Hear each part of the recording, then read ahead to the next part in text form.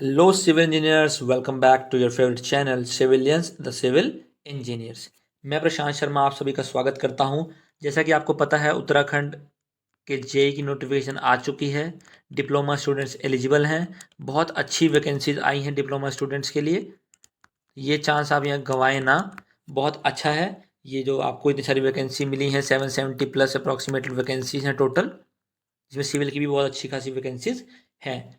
तो देखिए, हम प्रीवियस ईयर क्वेश्चंस कवर तो कर तो रहे हैं, बट मैं चाहता हूं कि आप सब्जेक्ट वाइज अप्रोच लेके चले, ताकि आपका रिवीजन अच्छे से हो और आप क्वेश्चन को अंडरस्टैंड अच्छे से कर सकें। इसलिए मैं आपके लिए सब्जेक्ट वाइज वीडियोस लेकर आऊँगा, सब्जेक्ट वाइज मैं आपको चीज़ें कराऊंगा, ताकि आपका कॉन्सेप्ट स्ट्रांग हो सके, आप क्वेश्चन की मैक्स टू मैक्स प्रैक्टिस कर सकें और आपको आइडिया लग सके क्वेश्चन कहाँ से आ रहा है और कैसा आने वाला है।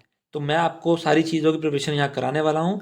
चैनल पर न्यू है तो ज़रूर से सब्सक्राइब कर लें। वीडियो पसंद आए तो लाइक करना ना भूलें। कोई डाउट है, कोई क्वेरी है, कमेंट सेक्शन में मेंशन करें। और आपको इसका पीडीएफ मैं टेलीग्राम अपने चैनल जो सिविल इंजीनियर्स है वहाँ प्रोवाइड करा दूंगा। So let's start our amazing session. Question number 1, if the end stations of a line are free from local attraction, then the difference between forebearing and back bearing of that line should be। जो and station है line के, वो free है local attraction से, तो fore bearing और back bearing के difference के बारे में पूछ रहा है। तो सबको पता है, fore bearing minus back bearing जो होता है वो इक्वल टू 180 डिग्री होना चाहिए। 180 डिग्री होना चाहिए ताकि लोकल अट्रैक्शन से वो फ्री हो सके। तो ऑप्शन है 120, 180, 360 एंड 90। तो option B is the correct answer. ठीक है। अब बात करते हैं लोकल अट्रैक्शन होता क्या है। क्या है कि कहीं पर अगर कोई मैग्नेटिक जब कंपास लगाया है हमने, मैग्नेटिक नीडल जो है उसकी, वो किसी मैग्नेटिक ऑब्जेक्ट लोकली पड़ा है, उसकी वजह से कोई रीडिंग दिखाने लग जाए, तो उसको हम बोलते हैं लोकल अट्रैक्शन, जिसकी वजह से हमारी रीडिंग्स में दिक्कत आती है, हमें करेक्शंस लगाने पड़ते हैं।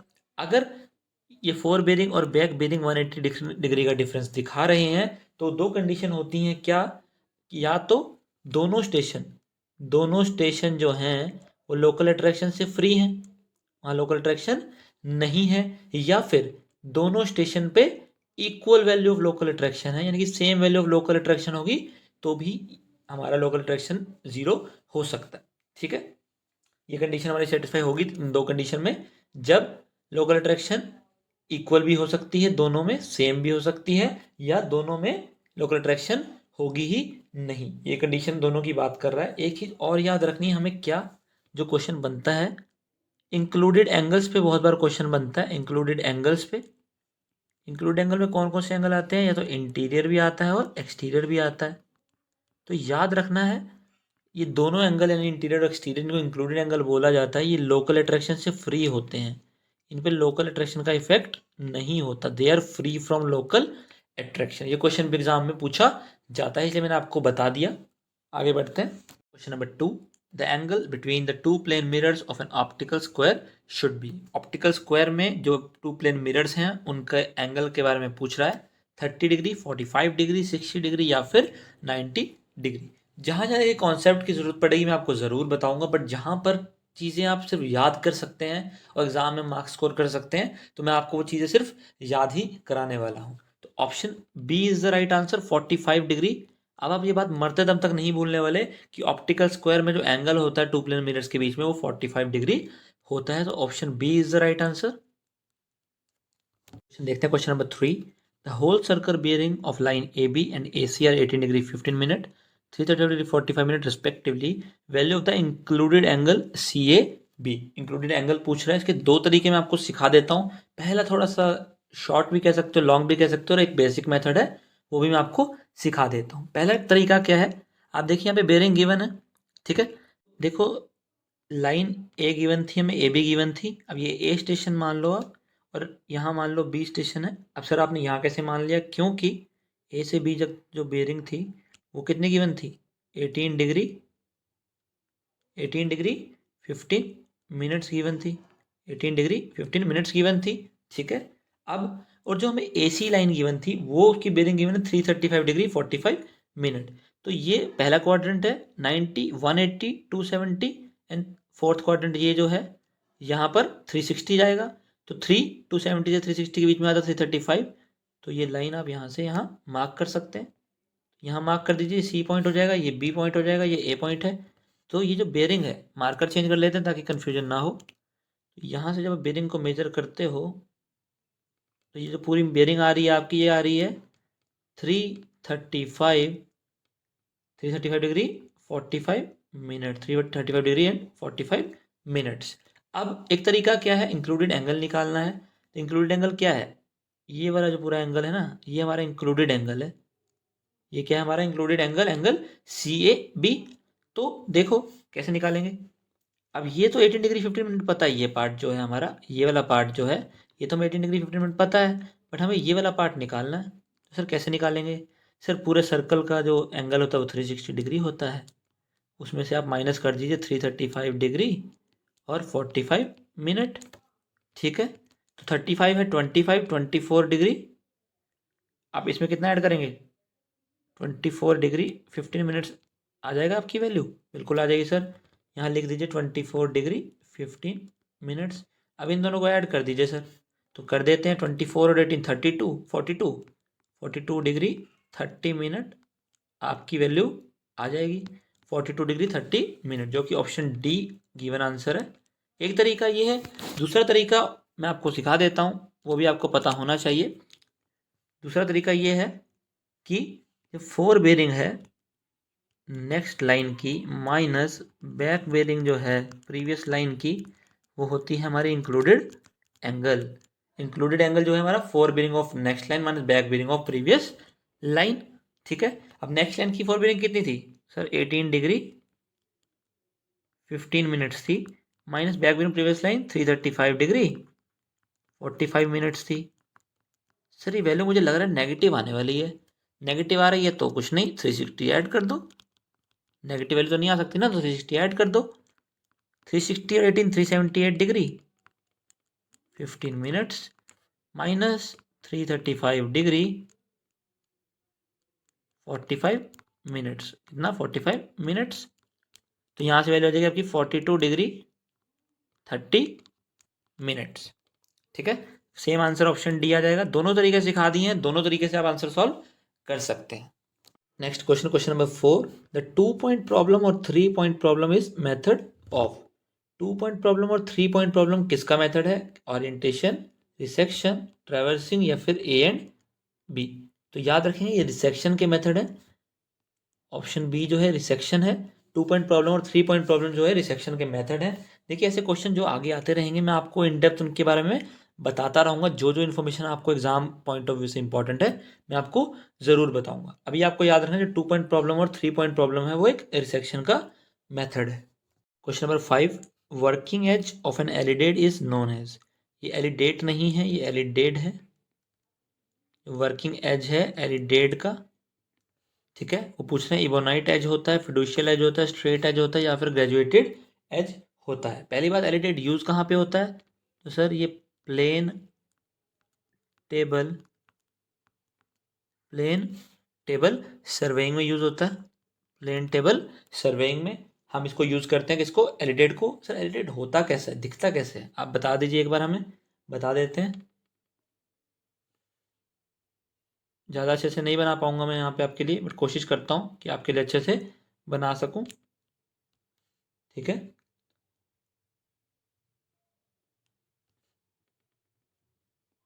तो ऐसा एक एलिडेट होता है हमारा।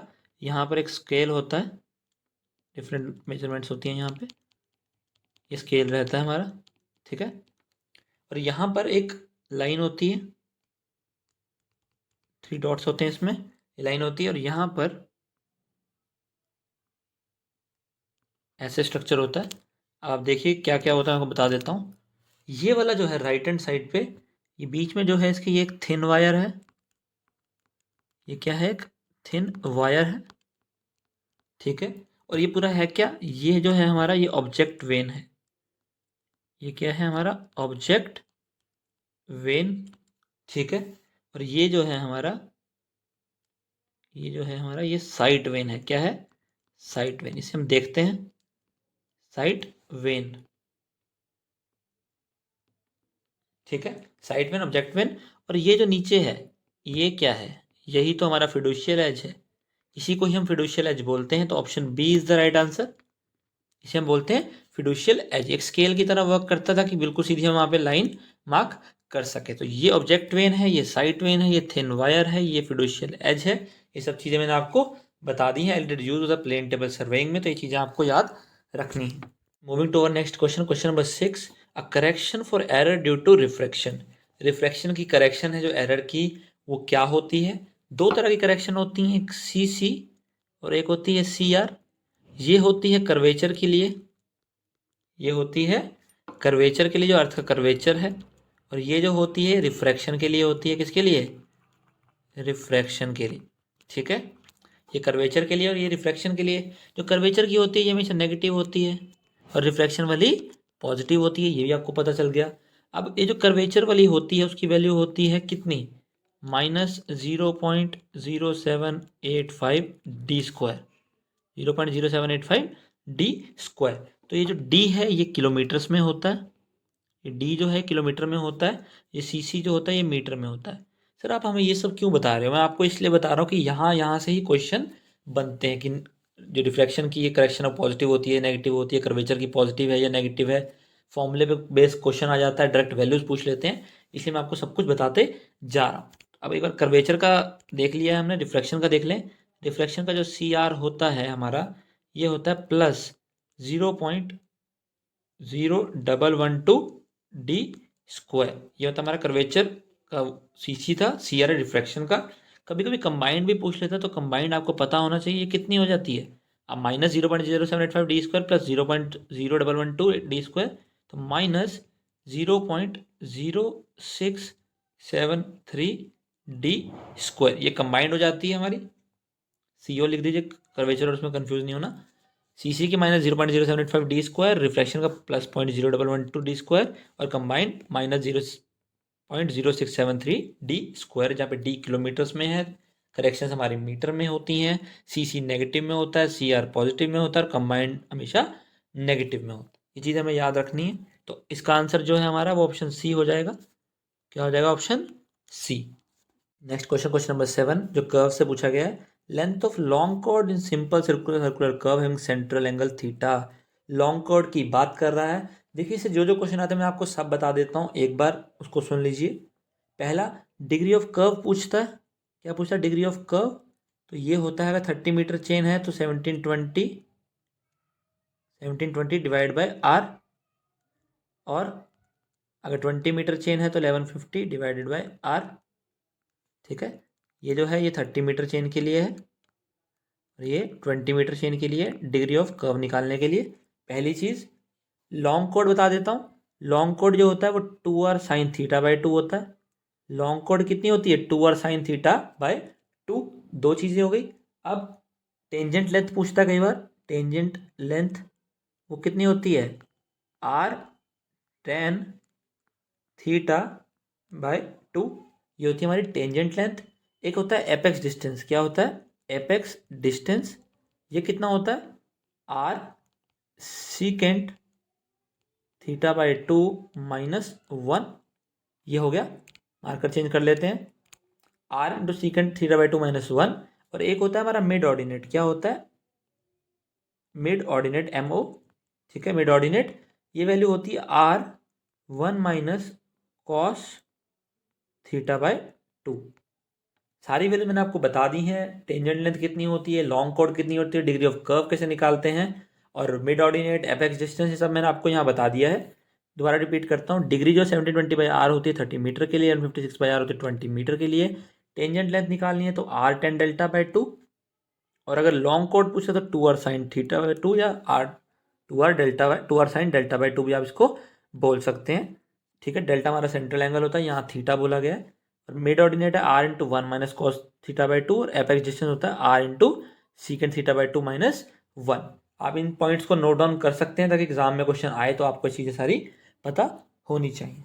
तो option B is the right answer is this question. Question number 8, planimeter is use for measuring. Planimeter को किसके लिए यूज किया जाता है मेजर करने के लिए? वॉल्यूम, एरिया, स्लोप एंगल या फिर कंटूर ग्रेडियंट। तो याद रखेंगे प्लानीमीटर से हम मेजर करते हैं एरिया, यानी कि ऑप्शन बी, एरिया मेजर किया जाता है हमारा प्लानीमीटर से, तो इसे याद रखना। Question number 9, the first reading from a level station is. किसी भी लेवल स्टेशन से अगर हम काम स्टार्ट करने वाले हैं तो पहली रीडिंग क्या होगी, क्या वो fourth side, intermediate side, back side या फिर स्ट्रेट साइड होगी। तो याद रखना, जहाँ से भी काम स्टार्ट करते हैं मुड़कर ज़रूर देखते हैं, पिछले चीज़ों को देखना बहुत ज़रूरी है, यानी कि back side is very important. तो पहली रीडिंग होती है हमारी बैक साइड, और उसके बाद काम करते रहिए, वो आपका हमारा इंटरमीडिएट साइड्स में जुड़ता है। और कहीं भी जब हम स्टेशन चेंज करते हैं या हम काम को वाइंड अप करते हैं, कहीं भी काम को जब वाइंड अप करते हो तो वहाँ पर आप लेते हो फोर्थ साइड, जहाँ पर आपने काम को ख़त्म कर दिया वो हो जाएगी हमारी फोर्थ साइड। और फोर्थ साइड और बैक साइड के बीच में जितनी साइड्स होती हैं उनको हम इंटरमीडिएट साइड बोलते हैं। याद रखना, और बहुत सारी वैल्यूज़ गिवन है, और अगर वैल्यूज बढ़ रही हैं तो सारी इंटरमीडिएट साइड्स हो जाएंगी, और अगर बीच में कहीं पर वैल्यू ड्रॉप हो गई, वैल्यू कम हो गई, डिप्रेशन आ गया, तो वो ऑटोमेटिकली बैक साइड हो जाती है। तो ये चीज़ हमें याद रखनी है। इसका answer option C. Question number 10 जो कि करेक्शन से पूछा गया, करेक्शन फॉर पुल और tension in a tape is given by. Pull और टेंशन का जो करेक्शन है टेप में उसको किससे देते हैं, तो इसका फॉर्मूला है, याद रखना, करेक्शन ड्यू टू पुल का P M minus P naught, P M minus P naught into L divide by A ई।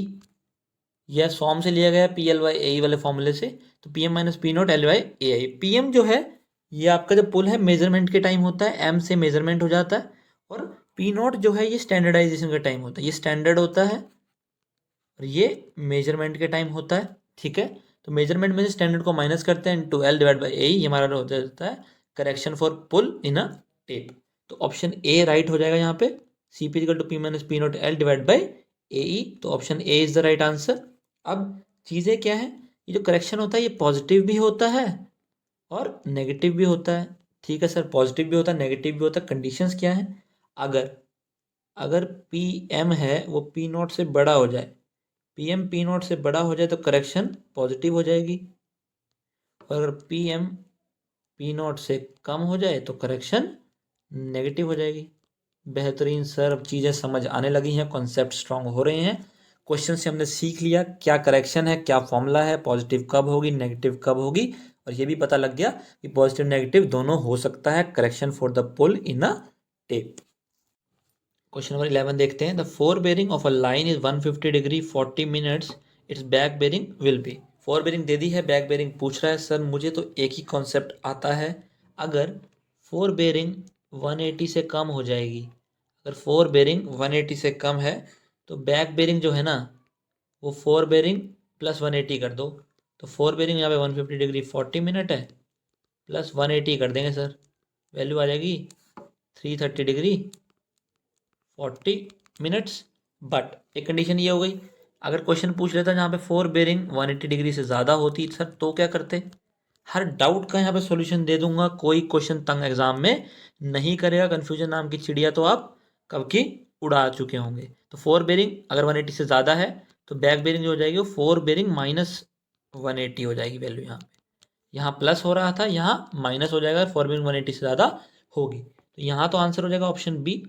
और जो सेकंड कंडीशन है वो भी मैंने आपको बता दिया, अगर क्वेश्चन आएगा तो वो भी आपको आना चाहिए। Question number 12, the size of a theodolite is specified by. Theodolite का साइज है वो किसे स्पेसिफाई किया जाता है, by the length of telescope, the diameter of vertical circle, the diameter of lower plate, diameter of upper plate. तो इसको lower plate के डायमीटर से हम साइज पता करते हैं कि थियोडोलाइट का क्या होगा, अपर प्लेट से नहीं, लोअर प्लेट से डिसाइड होता है कि थियोडोलाइट का साइज क्या होगा। तो option C is the right answer. Important question है, याद रखना है। Moving to the next question, question number 13, the correction of सैग।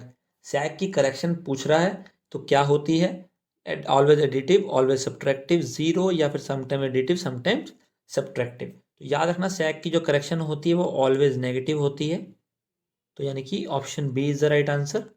और भी करेक्शंस बता देता हूँ, अगर इनकरेक्ट लेंथ की आती है तो वो पॉजिटिव नेगेटिव दोनों हो सकती है। स्लोप वाली, अगर स्लोप पूछता है, स्लोप की होती है नेगेटिव।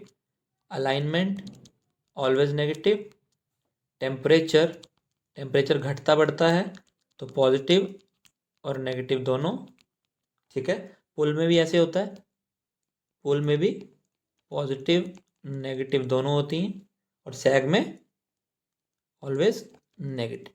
ये सारी चीज़ें आपको याद रखनी है, टेबुलर फॉर्म आपको बना के इसको याद रख सकते हैं। Next question, question number 14, quadrantal bearing of a line is north 25 degree west, the whole circle bearing of the line is. Quadrantal bearing दे दी है, होल सर्कल बेरिंग पूछ रहा है। एक तरीका आप ऐसे क्वाड्रेंट बना सकते हैं, ये नॉर्थ है, ये ईस्ट है, ये साउथ है और ये वेस्ट है। ठीक है, नॉर्थ 25 डिग्री वेस्ट यानी कि यहाँ बोल रहा है कहीं पे, यहाँ फोर्थ क्वाड्रेंट में बोल रहा है। ठीक है, फोर्थ क्वाड्रेंट में आपको बोल रहा है। तो अब नॉर्थ 25 डिग्री वेस्ट वैल्यू है, तो अगर फोर्थ क्वाड्रेंट में है, होल सर्कल बेरिंग पूछ रहा है, तो आप इसको फोर्थ क्वाड्रेंट में है तो किससे माइनस कर देंगे, 360 में से माइनस कर देंगे। और 360 में से 25 डिग्री को माइनस करोगे तो वैल्यू मिल जाएगी आपको कितनी, 335 डिग्री। तो option C is the right answer. एक तरीका ये है, एक तरीका ये सर फोर्थ क्वाड्रेंट में है तो वैल्यू भी फोर्थ क्वाड्रेंट की ही आनी चाहिए। फोर्थ क्वाड्रेंट में कौन हो सकता है, ये तो सर क्वाड्रेंटल बेरिंग है। 205 डिग्री तो थर्ड क्वाड्रेंट में आता है, ये भी गलत। 295 भी सर, ये कहाँ आ जाएगा, ये आ रहा है हमारे कौन से क्वाड्रेंट में, फोर्थ क्वाड्रेंट में आ रहा है। तो कन्फ्यूजन हो सकता है, बट 25 देखा, 35 देखा, 360 बना रहा है, तो यही हो जाएगा करेक्ट आंसर, ये नहीं होगा। Next question, question number 15, RL of a point A on the floor is 100 metre, back sight 2.455 metre, fore sight on the point B on the ceiling is 2.745 metre, then RL of the point B। देखिए बहुत easy question है, पहले basic formula पता होना चाहिए sir, height of instrument कैसे निकालते हैं। तो RL ऑफ बेंचमार्क यानी कि 100 प्लस बैक साइड कर दीजिए, बैक साइड कितनी है 2.455 मीटर, ये आ जाएगा आपका हाइट ऑफ इंस्ट्रूमेंट यानी कि 102.455 मीटर। ठीक है, अब आपको दूसरे पॉइंट का RL निकालना है, तो अगर फोर साइड होता तो इसमें से माइनस कर देंगे, फोर साइड है तो माइनस कर देंगे, बट यहाँ उसने जो फोर साइड ली वो सीलिंग से ली है, तो इन्वर्टेड है यानी कि नेगेटिव हो जाएगी वैल्यू, क्या हो जाएगी -2.745, -2.745।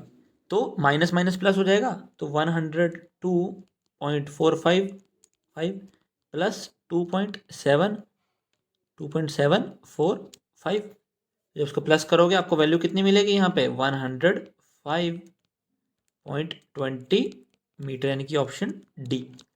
कुछ नहीं है, इतना फॉर्मूला लिखने की भी आपको ज़रूरत नहीं है, जो भी वैल्यू गिवन है RL प्लस बैक साइड कर दीजिए और माइनस फोर साइड कर दीजिए जो गिवन है। बट यहाँ पर सीलिंग से ली गई है फोर साइड, तो इन्वर्टेड हो जाएगी और वैल्यू नेगेटिव हो जाएगी। अब फोर साइड ने माइनस होना था और माइनस माइनस हो जाएगा प्लस, तो सारी वैल्यूज को ऐड कर देंगे तो आपका आंसर आ जाएगा 105.20 मीटर्स। आगे बढ़ते हैं, next question, question number 16, the following consecutive readings were taken with a dumpy level and 3 metre staff on a continuous sloping ground. तो वैल्यूज गिवन है 0.425, 1.035, 1.95, 2.36, 2.95, 0.75, 1.565 and 2.45। Which of the above readings are the back sight, इनमें से back side कौन सी है ये पूछ रहा है, अभी बता देते हैं। सर आपने बताया था पहली रीडिंग जो लेते हैं ना वो बैक साइड होती है, बिल्कुल बताया था।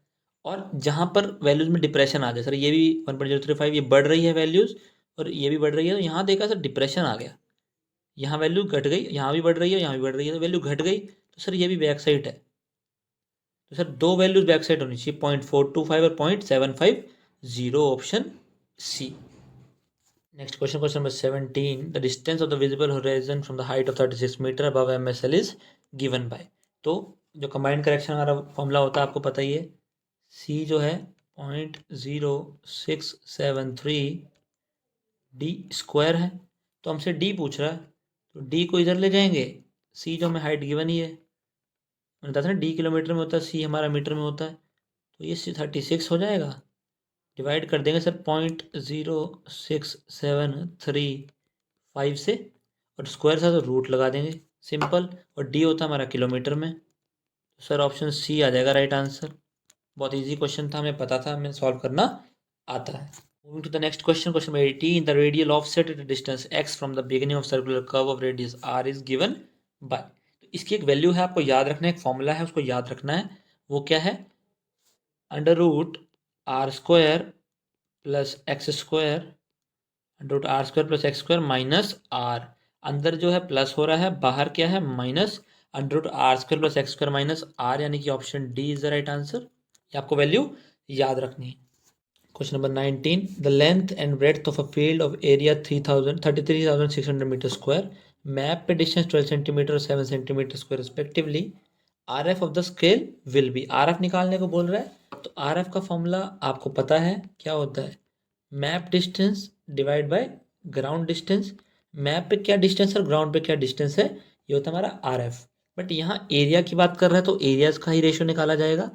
तो ऊपर मैप का डिस्टेंस है 12 सेंटीमीटर, 7 सेंटीमीटर, एल और बी, तो मल्टीप्लाई कर दो 12 × 7, तो ये वैल्यू आ जाएगी सेंटीमीटर स्क्वायर में आ जाएगी, बिल्कुल आ जाएगी सर। और नीचे सर 33,600 मीटर स्क्वायर है, तो मीटर को सेंटीमीटर में करना पड़ेगा, यूनिट दोनों की बराबर होनी चाहिए, कर देते हैं, तो यूनिट से यूनिट कट जाएगा, विद यूनिटलेस रेशियो आ जाएगा हमारा।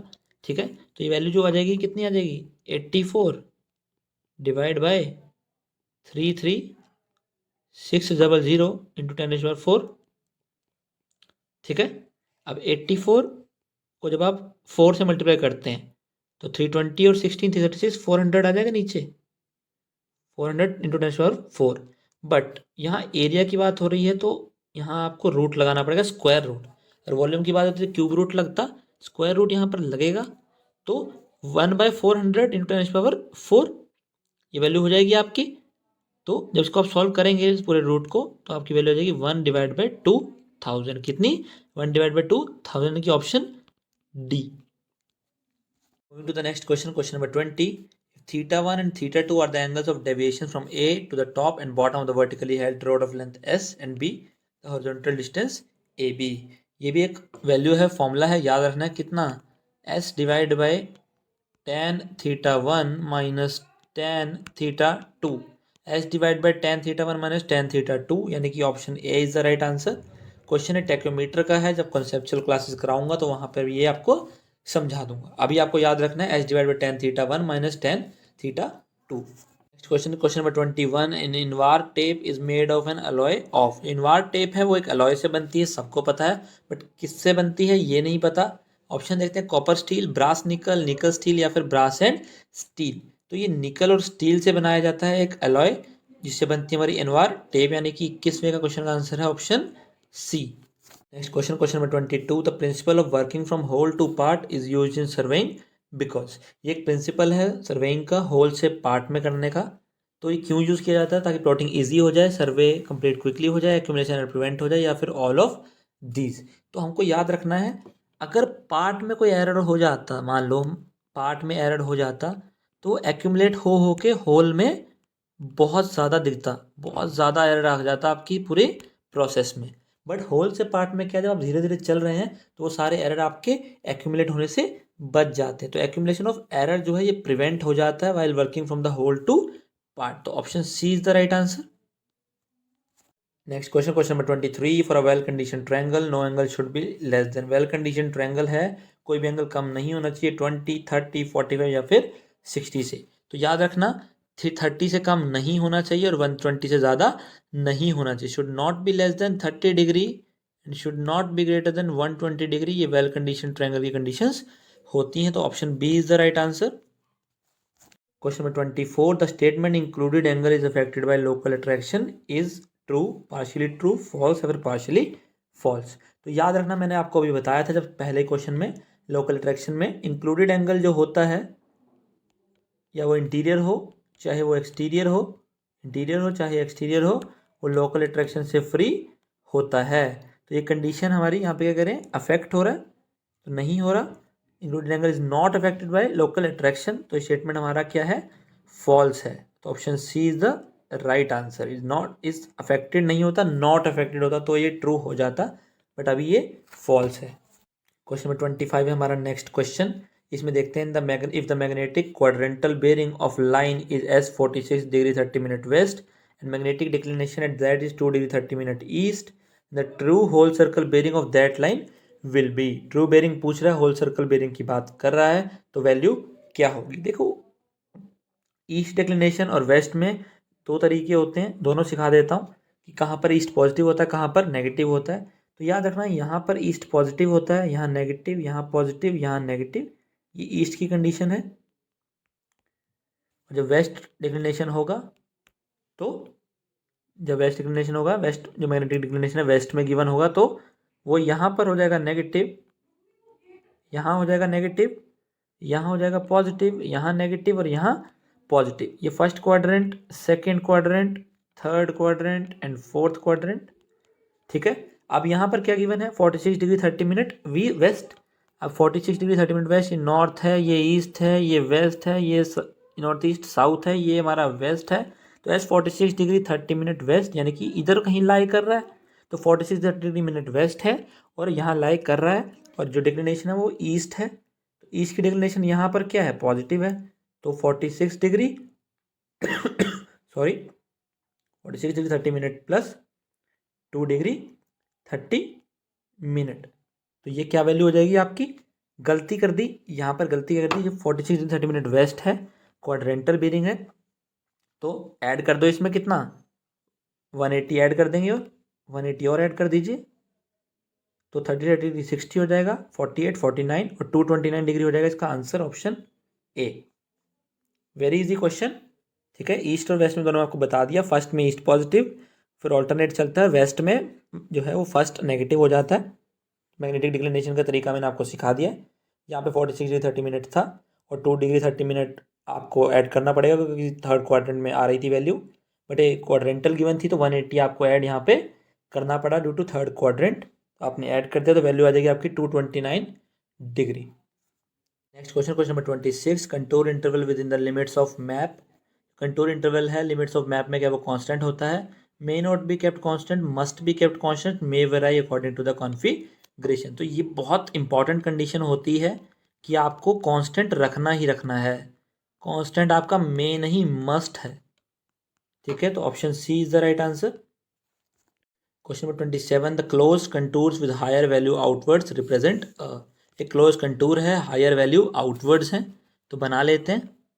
एक कंटूर है ऐसा, ठीक है, वैल्यूज आप लिख सकते हैं यहाँ पे। अगर मान लीजिए अंदर वैल्यू 90 है, यहाँ 92 है और यहाँ 94 है, तो बाहर की तरफ वैल्यूज हाई आ रही हैं, तो ये क्या होगा, हील होगी या पॉन्ड होगा। प्लेन सर्फेस हो नहीं सकता, नन ऑफ दिस है नहीं, तो या तो हील होगी या तो पॉन्ड होगा। तो याद रखना, अगर हायर वैल्यू आउटवर्ड की तरफ है तो ये पॉन्ड होता है, हायर वैल्यू आउटवर्ड की तरफ है तो पॉन्ड होता।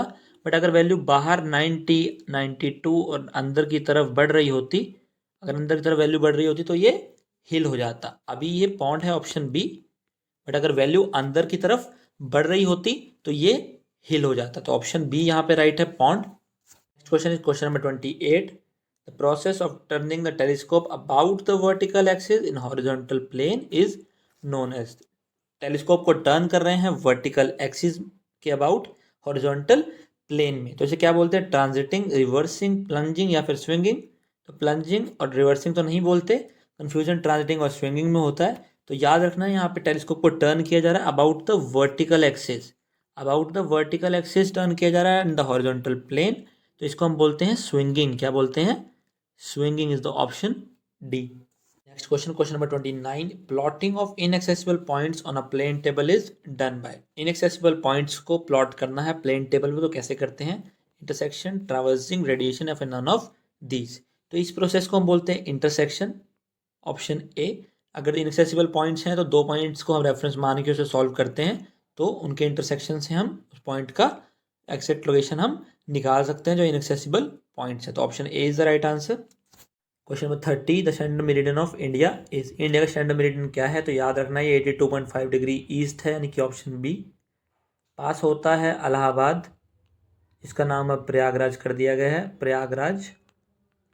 ठीक है, ये है हमारा यूपी में, option B is the right answer. Next question, question number 31, which of the following closely represent the shape of the earth.